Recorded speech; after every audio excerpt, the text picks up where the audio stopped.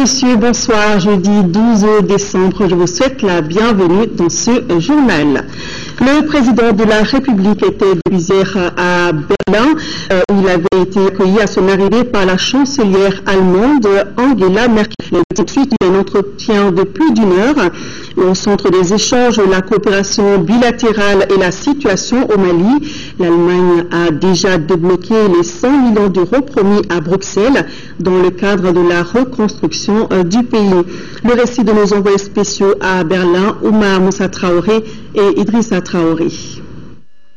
C'est à 12 heures locales que le président de la République fit son entrée ce mercredi à la chancellerie de la République fédérale d'Allemagne. À l'accueil, Dr Angela Merkel, chancelière de la République fédérale. Beaucoup de solennité au cours de cette cérémonie d'accueil. Honneurs militaires et exécution des hymnes nationaux.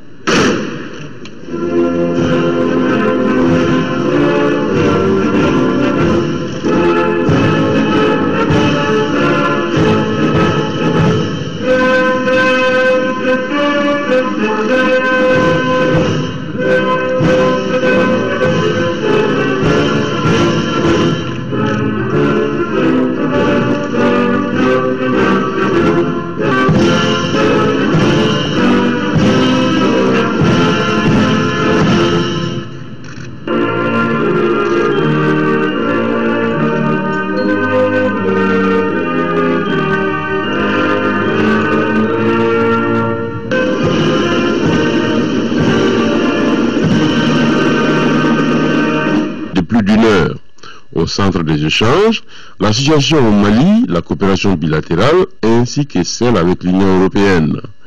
Une coopération bilatérale assurément au beau fixe. Les 100 millions d'euros promis par l'Allemagne à Bruxelles en mai dernier, lors de la conférence des donateurs, sont déjà dans l'escarcelle du Mali. Le processus est porteur d'espoir, mais nous savons en même temps que ce processus n'est pas encore terminé. C'est la raison pour laquelle nous n'avons ménagé aucun effort pour que la mission de formation militaire de l'Union européenne au Mali, qui forme les forces armées maliennes, réussisse, le ETM. Nous avons 4 bataillons ont déjà été formés par les UTM. Cependant, il a également été évoqué qu'il y avait un manque de matériel militaire et de machines, car il est évident que les soldats peuvent seulement accomplir la mission s'ils sont bien équipés. Et c'est aussi la raison pour laquelle le ministre de la Défense a aujourd'hui mené des entretiens à ce sujet au ministère de la Défense. Il s'agit dans un premier temps de l'équipement militaire classique et traditionnel. Donc il ne s'agit pas encore vraiment des armes ou du matériel non létal. Il s'agit plutôt de biens d'équipement tels que les véhicules et les biens de transport. Et le président Ibeka de fixer les règles de l'utilisation de cette manne financière. Dès les premières heures de notre libération, l'Allemagne a puissamment contribué par l'assurance d'une logistique qui était utile et sans laquelle rien n'aurait pu être entrepris.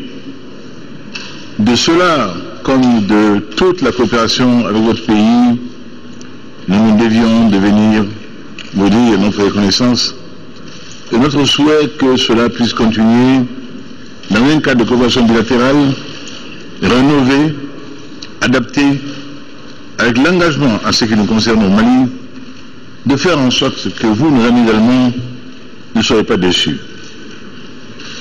Ne soyez pas déçus parce que ce qui est arrivé au Mali est dû en large partie à la malgouvernance.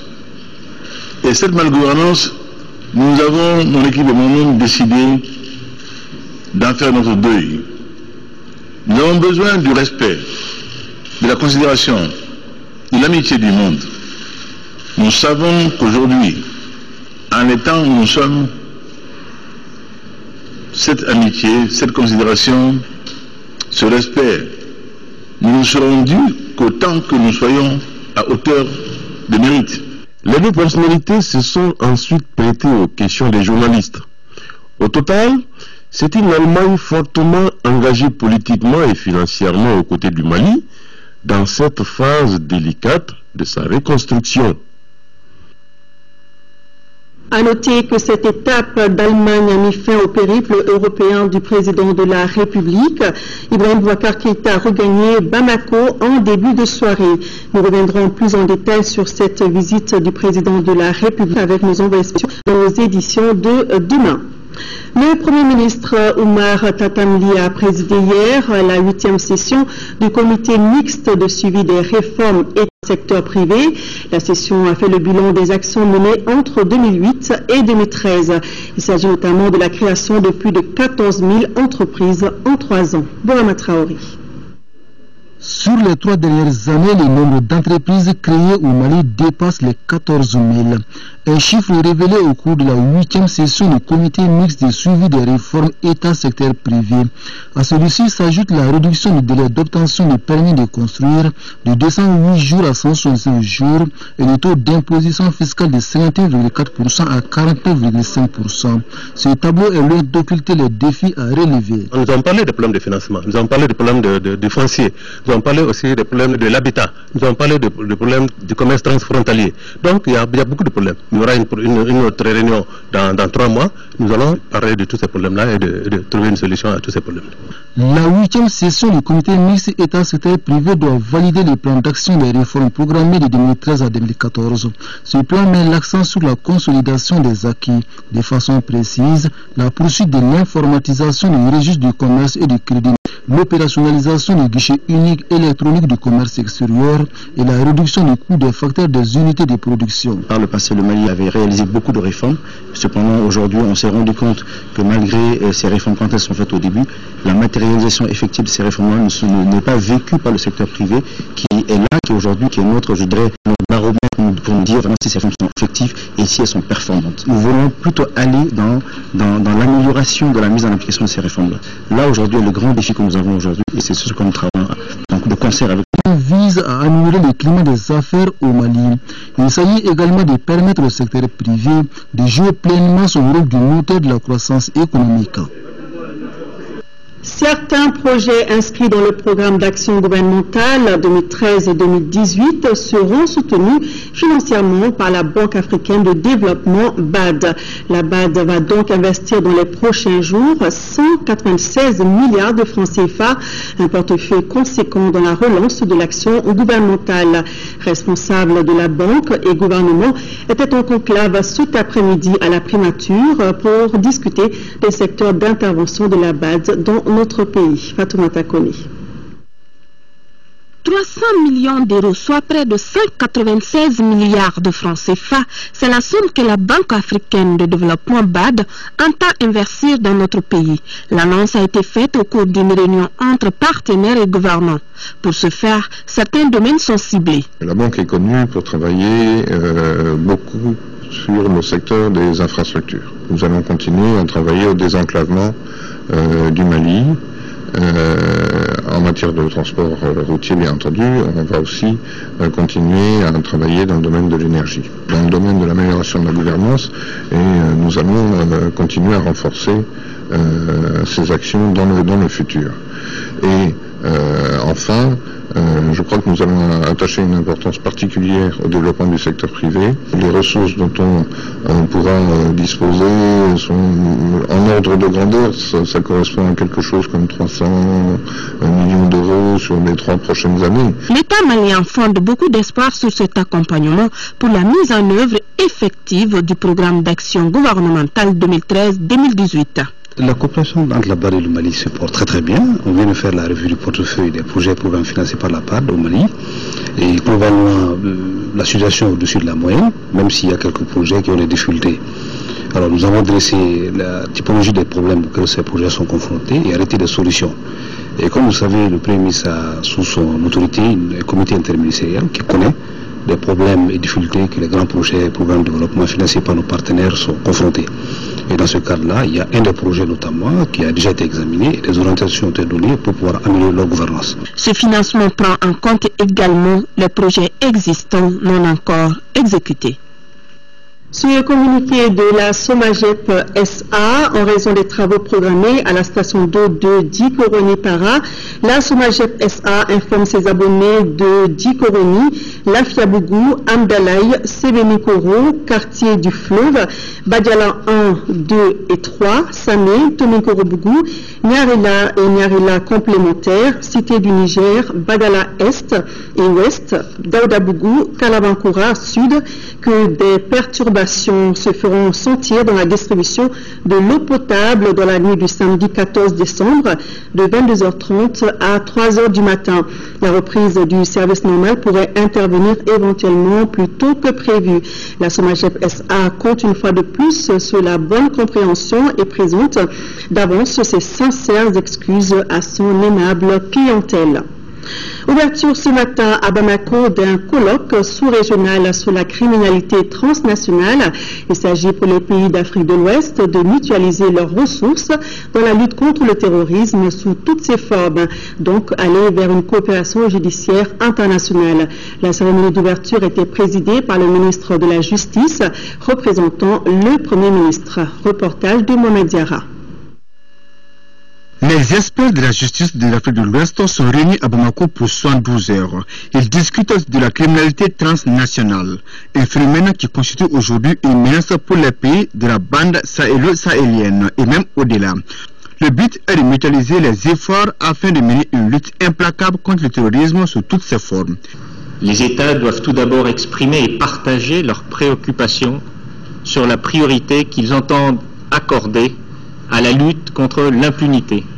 Celle-ci est au cœur de notre action pour le renforcement de la démocratie et de l'état de droit.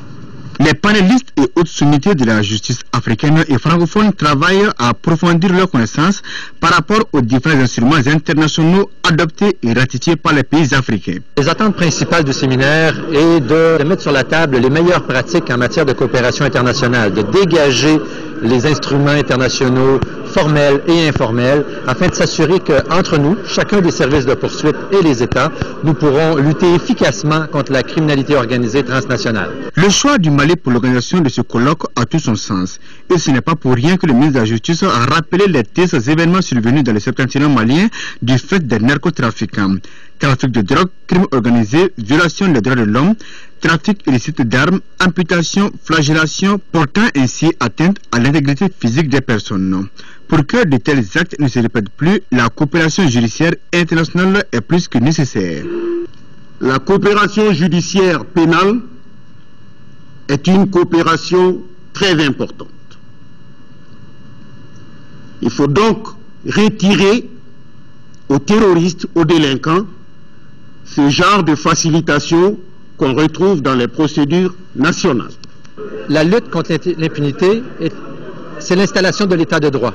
Lorsqu'on s'installe dans un état de droit et que les institutions sont solides et bien appuyées, c'est dans ces conditions que l'on peut lutter contre l'impunité. Pour donc avoir une vision large de la notion d'impunité, une bonne dizaine de thèmes seront développés par les spécialistes, parmi lesquels le crime organisé, la délinquance économique et financière et la lutte contre la corruption et le blanchiment d'argent. De ce colloque devront sortir des recommandations et conclusions pertinentes dont l'application devrait être censée asseoir une paix durable en Afrique.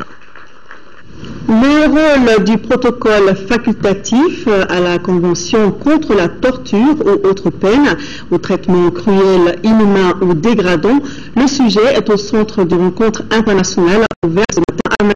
Les experts devront faire des propositions pour, entre autres, éviter le surpeuplement dans les prisons. Compte rendu de Abdul Karim Kaba. L'heure n'est pas à la parole, mais à l'acte. C'est à ce terme que le ministre de la Justice, garde des Sceaux, a procédé à l'ouverture des travaux du séminaire sur le rôle du protocole facultatif à la Convention contre la torture et autres peines ou traitements cruels, inhumains ou dégradants. Les prisonniers sont privés de leur liberté et de leurs droits. Les prisons dans nos pays, on voit combien la tâche est immense de ramener les conditions de détention à un niveau minimum des standards internationaux, tant les conditions de vie sont infrahumaines, tout simplement. Je crois qu'il est même difficile de les décrire, parce que précisément, il est difficile de les imaginer. le protocole facultatif à la Convention contre la torture et les traitements cruels, inhumains et dégradants, OPCAT, est précisément l'un des rares instruments internationaux dotés d'un mécanisme de contrôle dans l'État partie. L'atelier de concertation a pour but de sensibiliser et prévenir les cas de torture au Mali. Il s'agit pour nous de voir la mise en œuvre de l'OPCAT. L'OPCAT, c'est ce texte international que le Mali a ratifié depuis 2005. Il s'agit de voir est-ce que le Mali a mis en œuvre ce texte-là qu'il a ratifié. Ce texte dit quoi? Ce texte dit les pays qui ratifient ce document doivent mettre en place un mécanisme national de prévention de la torture. Le surnom dans les lieux de détention, les conditions de l'administration pénitentiaire, bref, tous les points relatifs aux insuffisances constatées dans les lieux de détention ont été évoqués. Séminaire africain du groupe Orange consacré au service de mobile agriculture. Il s'agit de rendre disponibles les informations sur les marchés de denrées et du bétail pour améliorer la productivité et accroître les revenus des paysans. À Bamako, les délégués du groupe du Niger, de la Côte d'Ivoire et du Mali évaluent l'expérience qui remonte à 2011. Les travaux ont été ouverts par le ministre de la Communication et des Nouvelles Technologies de l'Information. Moïse Traoré. Le séminaire M-Agri comme mobile agriculture regroupe des délégués du groupe Orange de la Côte d'Ivoire, du Niger et du Mali. Il s'agit d'évaluer l'offre des services mobiles pour le monde rural dans ces pays, au Ghana et à Madagascar. L'impact positif des nouvelles technologies et du mobile dans la productivité du secteur agricole n'est plus à prouver. C'est la raison pour laquelle, par exemple, Orange Mali continue à développer son réseau partout en zone rurale et déjà actuellement, c'est 85% de la population et des villages qui sont couverts. Les services M-Agri fournissent vocalement ou par SMS des informations relatives, par exemple, à la disponibilité de denrées ou au prix du bétail. Une offre tout à fait pertinente devant des défis tels la faiblesse de la productivité et le manque de financement. Ce séminaire dédié aux services de mobile agriculture permettra de poser les jalons de ce que les technologies de l'information et de la communication peuvent apporter au secteur de l'agriculture en contribuant à améliorer les revenus des agriculteurs, à accroître leur productivité et renforcer de manière globale la chaîne de valeur agricole. Au Niger, le service est même disponible en langue nationale. Aujourd'hui, on a environ 33 000 appels en 7 mois, ce qui est énorme. Labaroun Kassoua a débuté en 2011 avec le SMS. On a à peu près plus de 50 000 producteurs et éleveurs qui utilisent le service au quotidien. Les agriculteurs peuvent consulter en temps réel au moment où ils décident les prix de 82 marchés. Au Mali, depuis juillet 2013, ce n'est que là, une expérience pilote est en cours dans le Kénédougou. Le président du Conseil économique, social et culturel a reçu en audience l'ambassadeur de la Fédération de Russie dans notre pays. Alexis Doulian est venu discuter avec Jamil Bitar d'un projet de voyage d'affaires entre les opérateurs économiques maliens et russes. Mohamed Touri. On a évoqué l'idée que sur laquelle nous travaillons ensemble avec le président Bitar, l'idée du voyage d'affaires qu'une délégation du Conseil économique, social et culturel du Mali pourrait faire en Russie pour établir les contacts et la coopération avec un organisme à peu près correspondant à son rôle en Russie, qui est la Chambre sociale, Общественная палата, donc en Russie, qui a manifesté son intérêt et sa disponibilité à accueillir la délégation malienne, justement pour établir ces liens de coopération. À mon avis, et à l'avis du président, on a été tout à fait d'accord pour constater qu'il s'agit vraiment d'une visite très importante qui pourrait servir à relancer notre coopération, nos liens traditionnels dans différents domaines, surtout dans le domaine économique, culturel, celui de l'enseignement, pourquoi pas peut-être celui de la sécurité et beaucoup d'autres, mais c'est les contacts à haut niveau qui quand même servent à dynamiser les relations. Donc je me félicite de l'intention qui est toujours maintenue par le président et son entourage de préparer cette visite. Pour des raisons budgétaires, on la remet au début de l'année prochaine, mais je suis confiant que ce grand projet, qui a beaucoup d'importance à nos yeux, à tous les deux, va se réaliser. Le maintien de la stabilité macroéconomique au Mali sur 3 ans et le nouveau programme économique convenu entre le gouvernement du Mali et le FMI, voilà entre autres sujets traités lors de la journée d'information du FMI à l'intention des membres du Conseil économique, social et culturel. Retrouvons Mohamed Touré. Informer et discuter du nouveau programme de financement du Fonds monétaire international au bénéfice du Mali, c'est l'objet de cette journée d'information animée par le représentant résident du FMI au Mali. Il s'agit d'éclairer les membres de la Commission économique et financière du Conseil économique, social et culturel sur les différents programmes et projets en cours d'exécution et ceux en perspective. Nous serons en position d'accompagner le gouvernement du Mali pour les 3 ans qui viennent, dont le maintien de la stabilité macroéconomique et sa programme de réforme de gestion finances publiques. Ça, c'est un rôle que la FMI aime jouer, c'est de donner aux autorités un cadre pour le maintien de la stabilité macroéconomique et avancer sur leur programme de réforme. Le Conseil économique, social et culturel est un organe de consultation sur tous les projets de loi intéressant la vie de la nation, d'où l'intérêt pour le FMI de procéder à cette journée d'échange et d'information. Il s'agit à travers cette journée d'édifier les participants en premier lieu sur le nouveau programme économique convenu entre le gouvernement malien et le FMI et en second lieu sur les perspectives économiques régionales du Fonds monétaire international. Le représentant résident du Fonds monétaire international a dans un exposé d'1 heure fait le point des projets et programmes de son institution au Mali. Les avantages, les acquis et les perspectives ont fait l'objet de discussions de plus de 2 heures d'horloge, ce qui dénote de l'intérêt du Fonds pour le Conseil et celui des membres du Conseil pour l'avenir de notre pays. Page élections. Dans le cadre des élections législatives, le gouverneur du district de Bamako invite les coordinateurs des centres de vote du district absents à la formation de ce jeudi de bien vouloir prendre part à la session spéciale organisée à leur intention demain, vendredi 13 décembre à partir de 9h dans la salle de conférence du gouvernorat assise à l'ACI 2000. Le gouverneur du district de Bamako sait pouvoir compter sur la présence de tous les coordinateurs. Les candidats du SNID face au Yiriwaton au 2e tour des législatives à Kolokani ont tenu ce mercredi à la Maison des Jeunes de la ville un meeting de campagne. Une occasion pour les 3 candidats en lice dans le Vélédougou de revenir sur leurs ambitions. Isaac Tino. Les candidats de SNID face au Yiriwaton se sont donné rendez-vous à Kolokani pour mobiliser davantage les citoyens du Vélédougou à sortir massivement pour soutenir Soungalo Diarra, Dauphin Koulibaly et Ismaël Ba pour ce 2e tour. La maison des jeunes de Kolokani a été choisie à cet effet. C'est dans une ambiance de fête soutenue par des applaudissements que les candidats ont fait leur entrée. Plusieurs intervenants se sont succédés sur le podium pour convaincre ceux qui n'ont pas voté ou ceux qui ont opté pour d'autres listes au premier tour. Place ensuite faite aux candidats avec comme porte-parole Soungalo Diarra.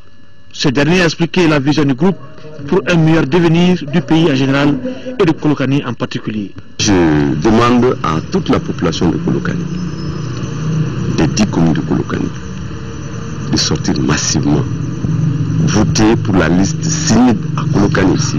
Mais aussi, je pense à nos policiers et d'autres localités qui sont dans cette position, telles que Ségou, Banamba, la commune 5, la commune 1, aussi bien que Djima. Moi, je souhaiterais vraiment que les listes SNID qui sont aujourd'hui au second tour passent pour cette législature. Nous allons toucher à tous les secteurs du développement et on va initier des projets porteurs vraiment pour faire changer les choses. Tout au long de ce meeting, les trios en ballotage à Kolokani a prôné le changement et la paix. Soungalo Diarra précise que ces 2 points sont indispensables pour le développement du pays. Si Dieu nous donne la chance d'être aux affaires, nous allons travailler en synergie avec toutes les bonnes volontés pour essayer de faire avancer les choses au niveau du Kolokani. Le chantier Emmaüs, nous en avons conscience. Ils ont assuré qu'une fois élus, ils n'iront pas dans l'opposition et apporteront leur soutien au président de la République. À Kolokani, la liste Sénit Faso Yiriwaton bénéficiera du soutien de plusieurs autres partis tels que l'URD, l'AVP Maliba, UMAMA et CODEM. Dans le cadre de l'organisation de la campagne médiatique de l'élection législative du 15 décembre, le président du Comité national de l'égal accès aux médias d'État invite les candidats dont les noms suivent à se présenter au siège de l'organe demain, vendredi 13 décembre, pour l'enregistrement de leur message de campagne. 9h Asma CFP, 9h30 Yelema, 10h RPC, 10h30 CODEM, 11h ADEMA PSJ. Et juste après ce journal, vous pouvez suivre les messages de campagne des candidats RDPM, FAR Ankawili, PRVM Fasoko et RPM. Ces messages seront suivis de la rediffusion des messages de campagne du 10 décembre pour raison de diffusion tardive due à la retransmission des travaux de l'espace d'interpellation démocratique EID. Les Maliens sont donc appelés le dimanche prochain aux urnes pour le second tour des élections législatives. En prélude à ce scrutin, le président de la CENI a rencontré ce matin une délégation du Comité international de la francophonie. Le patron de la CENI et ses hôtes ont échangé sur la nécessité de réussir ce rendez-vous électoral qui doit parachever le processus de retour à l'ordre constitutionnel. Sorona Kamisoko. Cette rencontre avec le président de la CENI et une délégation du comité interparlementaire de l'UOMOA vise à échanger sur l'organisation du second tour des élections législatives du 15 décembre prochain. Pour ce scrutin, le comité interparlementaire de l'UOMOA va déployer une dizaine d'observateurs sur le terrain. Avec une mission claire, superviser la régularité des opérations électorales. Chaque fois qu'on arrive dans un pays, parmi les interlocuteurs privilégiés, il y a la commission électorale nationale indépendante. C'est là qu'il faut recueillir un maximum d'informations sur le processus électoral. C'est là qu'il faut chercher des conseils. C'est là qu'il faut vérifier certaines informations de terrain que nous avons. Donc, c'est logique pour nous que nous rencontrions la Commission électorale nationale indépendante pour être édifiée. Même sujet au centre d'une rencontre entre le président de la CENI et l'Organisation internationale de la francophonie, OIF.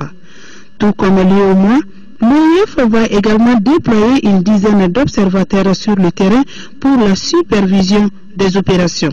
Il était question tout d'abord de réaffirmer notre engagement d'accompagner la CENI dans ce long processus de restauration de la démocratie, de faire le bilan des étapes précédentes de ce processus, notamment le premier tour des législatives, et de tirer les conclusions et quelques recommandations qui pourraient améliorer le comportement électoral. Le second tour des élections législatives doit parachever le processus du retour à la vie constitutionnelle normale. Élections législatives 2013, quelle solution pour une participation citoyenne au second tour du scrutin? C'est la question à laquelle doit répondre la conférence débat contribuer à la réussite des élections, suivant le compte-rendu de notre reporter Mamouro Sidibé qui a suivi les débats. À travers cette conférence débat qui a pour thème élections législatives de 2013, quelle solution pour une participation citoyenne au deuxième tour du scrutin, Caritas Mali a voulu marquer son engagement pour une mobilisation effective des citoyens. Chaque année, il y a ce qu'on appelle le budget d'État, c'est-à-dire la loi des finances qui est approuvée par l'Assemblée. À l'Assemblée, il y a aussi des commissions. Tel que au gouvernement, il y a plusieurs départements ministériels, il y a un ministère des Finances, il y a une commission des finances. Le taux de participation législative est très faible, à faire remarquer nos conférenciers. Le taux de participation est lié à beaucoup d'autres facteurs, nécessairement, évidemment. Donc il ne faut pas les isoler si on ne comprend rien. Il faut le mettre dans son contexte sociétal, historique, sociologique, culturel, etc. pour pouvoir mieux appréhender pourquoi on participe ou pourquoi on ne participe pas. Dans certains pays, Pratiquement dans tous les villages, vous avez des bureaux de vote. Dans tous les quartiers, vous avez des bureaux de vote. Chez nous, ce n'est pas évident. Et l'éloignement peut faire en sorte que les gens ne partent pas. Ensuite, quand j'ai toujours cette carte électorale, des fois, les gens ne savent même pas où ils doivent aller voter. Quant aux intervenants, ils ont fait plus de suggestions que de questions, parmi lesquelles le manque de conviction des politiciens, les alliances contre nature et ceux qui portent des casquettes, celles des politiciens et des leaders de la société civile. Législative toujours, le département en charge de la promotion de la femme et ses partenaires ont rencontré les femmes de sang. C'était pour les informer de l'importance de leur vote dimanche prochain. Candécila. Femmes, le vote est un premier droit. C'est sous ce slogan mobilisateur que la rencontre de sang s'est tenue. Cette rencontre initiée par le département de la famille, de la promotion de la femme et de l'enfant et ses partenaires vise à accroître le taux de participation au second tour des élections législatives et singulièrement la participation de la couche féminine. Nous avons un programme qu'on essaie de mettre en place depuis l'élection présidentielle et qui va se poursuivre jusqu'aux élections communales avec le soutien de certains de nos partenaires ONU Femmes et l'Union européenne, vraiment pour sensibiliser toujours les femmes, leur faire comprendre les enjeux qui sont liés à l'élection des femmes. Ça, avec un taux de 44,66% enregistré au premier tour, ce taux a connu des disparités énormes suivant les communes, oscillant entre 60 et 20%. C'est pourquoi les autorités de sang ne peuvent que se réjouir de cette initiative heureuse. Nous avons compris que les différentes campagnes de sensibilisation qui ont été menées ont certainement porté leurs fruits. Nous avons toujours besoin que ce taux-là soit de plus en plus élevé et qu'il soit le plus élevé possible. Débat, questions-réponses, échanges sur un vote utile qui ont été les temps forts de la journée seront certainement de nature à corriger les chiffres de 3282 bulletins nuls enregistrés lors du premier tour et d'améliorer une participation encore plus accrue. 163 Maliens sur les 204 refoulés de la Libye sont arrivés hier à l'aéroport international Bamako-Sénou à bord d'un vol spécial. À l'accueil, le ministre de l'Énergie et de l'Hydraulique a rappelé à ses compatriotes dans un langage franc les conséquences de l'immigration. Message qui semble avoir été bien compris par les candidats malheureux à l'immigration. Yaribou Pérou était à l'accueil, son reportage. Ils sont tous migrants maliens, les plus âgés à 50 ans et les plus jeunes à 15 ans. Ils vivent depuis des années sans papier en Libye. L'exemple de Karim Dambélé est bouleversant. Âgé d'une quarantaine d'années, l'originaire de Dioïla a été refoulé bien qu'accidenté de travail depuis le 15 octobre dernier. Notre compatriote est contraint à se déplacer dans un fauteuil roulant. Est-il possible dans un cas pareil de saisir un tribunal? De quelle protection juridique Karim va-t-il bénéficier? Quand la migration est faite de façon régulière, les migrants voyagent dans la dignité et le pays d'accueil aussi. Donc nous encourageons tout le monde, s'ils veulent migrer, de migrer de façon régulière pour éviter tout problème qui pourrait être nuisible à leur vie. Notre souhait n'est pas d'accueillir des Maliens dans des conditions comme ça. Nous encourageons la migration, en tout cas qui est une migration responsable, normale, qui respecte la dignité de la personne, sa famille et surtout l'image de notre pays. Le Mali a changé. Vous savez que nous sommes en train de redémarrer avec de nouvelles autorités, avec un nouveau programme. Et je suis certain que le programme que nous avons nous permettra en tout cas d'insérer ces Maliens. Nous avons besoin de ces bras valides. Et ce qui est certain, je crois qu'ils ne vont pas regretter leur retour au Mali. La protection civile veille sur les 163 refoulés. Ils seront hébergés pendant 72 heures au centre de transit de Sounico en commune 6 du district de Bamako. Les médecins de l'Organisation internationale pour les migrations et leurs collègues nationaux effectueront sur chacun des refoulés des analyses médicales nécessaires à l'hôpital du Point G. D'autres Maliens qui se trouvent dans les mêmes conditions que ceux-ci en Libye sont attendus au Mali dans les jours qui viennent. Une source du département des Maliens de l'extérieur révèle que 150 vols de ce genre ont été programmés en direction du Mali depuis le début de la crise libyenne à aujourd'hui. Le gouverneur du district 403 à 1 du Lions Club International en séjour au Mali a rencontré les membres de son association au centre des échanges, l'état des Lions Club dans notre pays et les stratégies pour la reconstruction des clubs. Le gouverneur en a profité pour remettre au nom de son organisation des dons estimés à 12 millions de francs CFA au ministre chargé des Affaires humanitaires, Agali Agissa.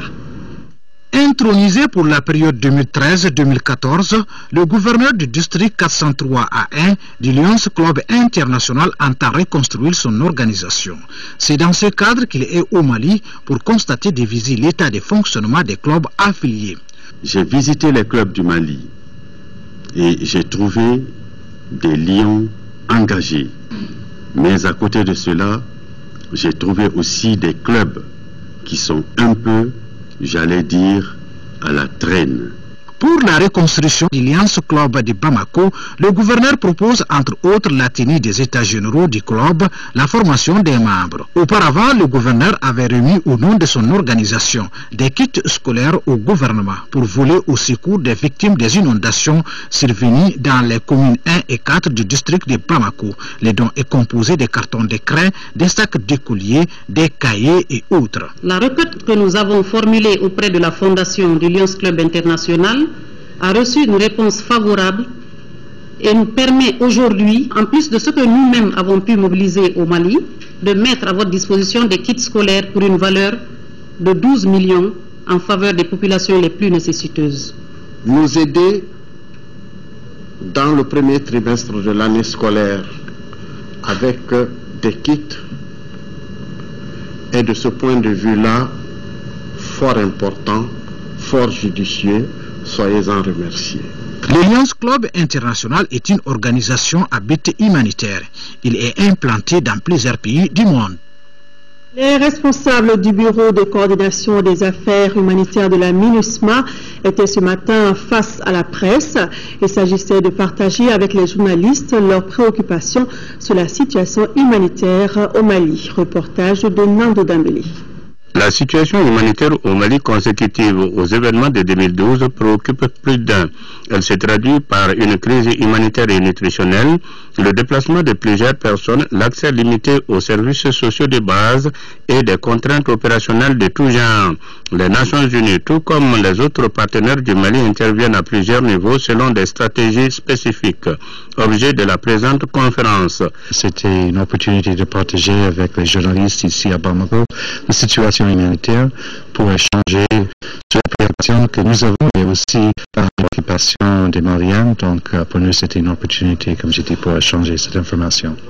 Dans sa vision, le Bureau de coordination des affaires humanitaires de la MINUSMA entend appuyer le ministère du Travail et de l'Action humanitaire dans ses efforts pour le retour des déplacés. D'abord, on veut travailler étroitement avec eux pour élaborer cette stratégie et on va ensemble cibler ce que j'ai dit, le retour de réfugiés, le retour de déplacés, l'appui pour la population qui est restée. On est préoccupé par la situation de la production agricole qui était en baisse cette année. Selon le conférencier, le plan de réponse élaboré par les acteurs humanitaires devrait être lancé au début de février 2014. Il s'étendra sur 3 ans et coûtera près de 477 millions de dollars américains. La ministre de la Promotion de la Femme, de la Famille et de l'Enfant était en visite hier mercredi en 2e région. On a échangé avec les populations de la commune rurale de Sirakorola, surtout les femmes, pour recueillir leurs préoccupations. Le reportage de Brahima Koni. La politique des plus hautes autorités du Mali de promouvoir l'équité entre hommes et femmes en droits et devoirs guide les pas du ministre de la Promotion de la Femme, de la Famille et de l'Enfant dans la commune rurale de Sirakorola. Ici, Mme Sangaré Oumba a effectué une communication sur le thème genre et élection. L'objectif ultime de ces échanges avec les populations est de contribuer à améliorer le taux de représentativité des femmes qui est seulement à 17,39% dans la commune rurale de Sirakorola. La commune ambitionne d'inverser cette tendance d'atteindre 30% de femmes élues aux élections aux futures échéances électorales, je prends l'engagement solennel que la commune de Sirakola s'impliquera en termes de sensibilisation de tous les acteurs pour la participation accrue des femmes aux élections générales. La participation accrue des femmes aux élections générales ne saurait se faire sans une véritable campagne d'éducation civique de nos populations. C'est cet esprit qui a permis d'orienter les débats sur la lutte contre la fraude électorale, l'achat de conscience et les inégalités en matière électorale. Mon département, avec l'appui conseil de ONU Femmes, met à profit ces élections générales pour consolider les acquis des actions antérieures, notamment la grande mobilisation des femmes et leur participation pour les élections. C'est dans cette optique que le ministère, avec ses partenaires, a élaboré un document de stratégie nationale pour une participation massive des femmes et une représentation accrue au niveau des différentes instances de décision. La commune de Sirakola a une population de 36 107 habitants, dont 17 895 femmes appelées à contribuer à bien établir l'équité du genre. Le ministre a visité la maison de la femme, puis a tenu une rencontre avec le personnel de la direction régionale de la femme, de l'enfant et de la famille. Les responsables de l'Office du Niger ont visité ce matin la ferme piscicole Boubacar Diallo. C'était pour s'imprégner de l'expérience de ce dernier afin d'en suivre l'exemple. Youssou Diakité. Le gouvernement à l'école du secteur privé, c'est tout le sens de cette visite des responsables de l'Office du Niger dans la ferme piscicole Boubacar Diallo. Ce qui est là a attiré l'attention de tous en termes d'installation technique et de production. Notre capacité de production mensuelle, c'est à peu près 3 millions dans les vins par mois. Donc, vous voyez, si je fais par an, on atteint les 30 millions. Ça devient une réalité aujourd'hui parce que tous les directeurs techniques de l'office sont là pour voir notre expérience et qu'on puisse le transporter chez eux. Pour l'instant, des projections sont faites pour la commercialisation de la production. Nous projetons de faire des points de vente un peu partout à Bamako, dans toutes les régions, et puis essayer de vendre le poisson vivant. Parce qu'aujourd'hui, malgré le peu de poissons qu'on a, qu'on trouve sur le marché, ils ne sont pas souvent frais. Et nous, c'est la politique qu'on a vraiment envie de lancer, vendre le poisson vivant. Le claria, c'est le tilapia. Tous sont unanimes, responsables administratifs et techniques de l'Office du Niger, que la pisciculture est aujourd'hui une matière à valoriser. Les différents cadres de l'Office du Niger et la Direction nationale de la pêche. Et nous sommes là pour un objectif global, c'est traduire la vision du département en fonction vraiment des bassins agroécologiques pour un développement intégré à partir des aquapoles. La production des alevins, la production du poisson, la pisciculture, c'est vraiment un créneau sur lequel nous voulons nous lancer sur nos canaux principaux et sur l'ensemble des canaux de l'Office du Niger. Faut-il le rappeler, la ferme piscicole Boubacar Diallo constitue de nos jours un véritable pôle d'emploi et de formation pour les jeunes. Il ne reste que l'initiative soit appuyée par le gouvernement et les partenaires au développement. La ferme est située à Baguineda, à une centaine de kilomètres de Bamako. Le comité d'orientation et de pilotage de projets d'accroissement et de productivité agricole au Mali a tenu ce matin sa 4e session. Il s'agissait de discuter sur les stratégies à mettre en place pour accroître la productivité agricole dans notre pays. Reportage de Kalidiatou Kone. Accroître la productivité agricole au Mali est l'une des priorités majeures de nos autorités. Ce secteur, qui a longtemps eu des difficultés, commence à connaître des améliorations grâce au projet d'accroissement de la productivité agricole au Mali, PAPAM. Il vient de tenir sa 4e session du comité d'orientation et de pilotage. Il s'agira pour les participants d'analyser en profondeur toutes les difficultés qui entravent à la mise en œuvre de projets et de trouver des solutions idoines en vue d'améliorer ses performances. Ce projet est à 3 ans d'exécution. Donc son objectif, c'est toujours d'augmenter la productivité agricole au Mali. Et pour ce faire, on met l'accent sur, en tout cas, le transfert de technologies, donc l'amélioration de la productivité à travers donc une meilleure maîtrise par les producteurs des systèmes de production, donc de l'utilisation des intrants. Et nous nous basons surtout sur les zones à haute potentialité, en mettant l'accent sur l'irrigation. Le progrès ont été d'environ 22% sur le financement IDA en décembre 2012. Nous sommes aujourd'hui à 37%. Au cours de cette session, nous aurons à examiner 4 documents. Le compte rendu de la 3e session du comité de pilotage, l'état de la mise en œuvre des recommandations de la session de 2012, le rapport annuel 2012 et le programme d'exécution technique financière 2014. La durée du projet est de 6 ans et est à sa 3e année d'exécution, d'où l'importance des délibérations de la présente session.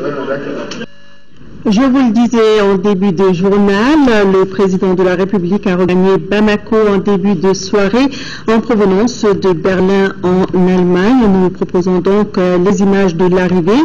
Ibrahim Boubacar Keïta rentre d'un périple qui l'a conduit à Paris où il avait pris part au sommet de l'Élysée pour la paix et la sécurité en Afrique.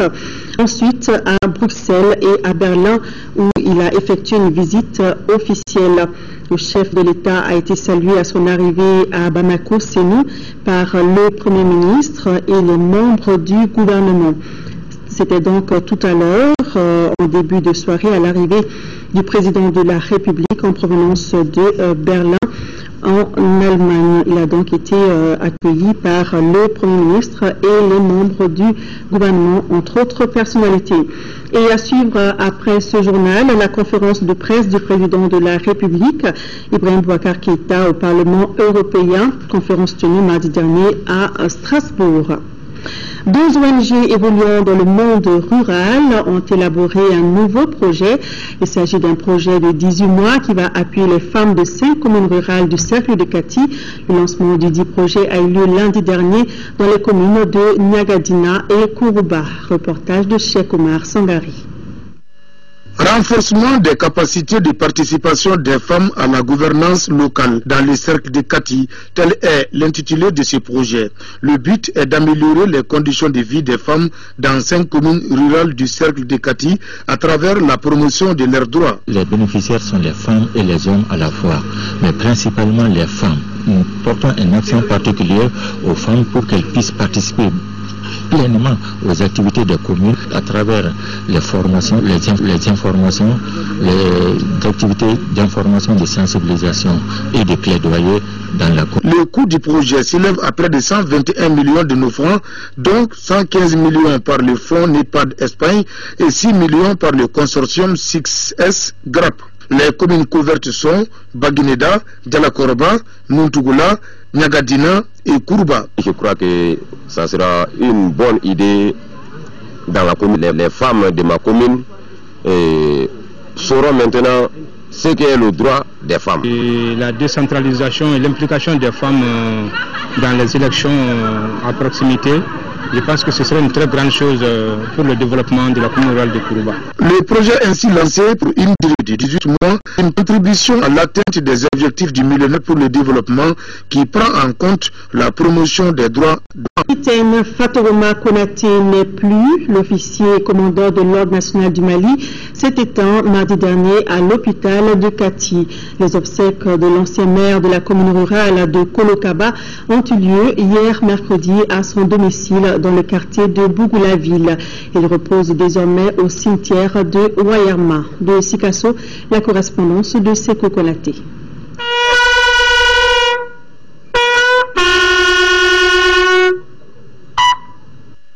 Né le 25 mars 1938 à Kolokoba, dans le cercle de Sikasso, Fatogoma Konaté a embrassé très tôt le métier des armes. Incorporé dans l'armée française en 1957, il est retrouvé dans l'armée malienne en 1961. De cette date, en 1992, année où il fera valoir ses droits à la retraite, l'homme avait gravé les échelons militaires. Il servira successivement à l'état-major, au bureau des effectifs, avant d'être chef de poste de Andirabokan, officier de garnison à Seware, commandant de compagnie à Kaï et à Sikasso jusqu'en 1992. Il quitte la vie militaire pour retrouver la vie politique. Il assurera 2 mandats à la tête de la commune rurale de Kolokoba. Chevalier de l'Ordre national du Mali en 1972, commandeur en 2003. Ses compagnons d'armes et civils retiennent de lui sa rigueur. Le capitaine Konaté fut d'abord pour moi un instructeur, Et à ce titre, il était un vrai guide pour nous, qui avait le sens d'écoute et qui était rigoureux, non seulement sur sa propre personne, mais avec le service. Il était ponctuel au service et il a tout donné pour ce pays. Ce policier est bon.